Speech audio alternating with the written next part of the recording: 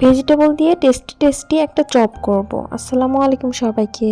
এখানে 2টা আলু, কিছু ব্রোকলি আর চিকেনের 4 পিস সলিড নিয়েছি। এখন এগুলো আমি বয়েল করে নিব। এখানে ব্রোকলির পরিবর্তে আপনারা যে কোনো ভেজিটেবল ইউজ করতে পারবেন, আবার শুধু আলু দিয়েও করতে পারবেন। তবে যে কোনো একটা সবজি দিলে খেতে ভালো লাগবে। সিদ্ধ হয়ে গেলে পেঁয়াজ, মরিচ, লবণ, 1 চা চামচ করে আদা রসুন পেস্ট আর গোলমরিচের গুঁড়া দিয়ে আমি জিনিসটা খুব ভালো করে ম্যাশ করে নিব। এই তো কাজ প্রায় শেষ। এখন যার যার পছন্দ মতো শেপ দিয়ে নেবেন, যে যেমন পছন্দ করেন। আমি এখানে চমচমের শেপটা দিয়েছি। এখন 2টা ডিম একটু লবণ দিয়ে ভালোভাবে ফেটিয়ে নিব।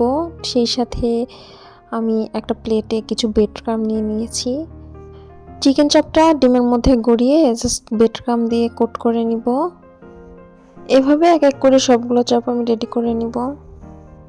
এখন প্যানে তেল দিয়ে তেলটা গরম হয়ে আসলে আমি সবগুলো চপ ব্রাউন কালার করে ভেজে নিব। এখানে চুলার হিটটা মিডিয়ামের থেকে একটু কমিয়ে রেখেছি। বাচ্চাদের নাস্তা অথবা টিফিনে কিন্তু আপনারা এটা রাখতে পারেন, যেহেতু তারা ভেজিটেবল খেতে চায় না। এটা কিন্তু অনেক মজা করে খাবে।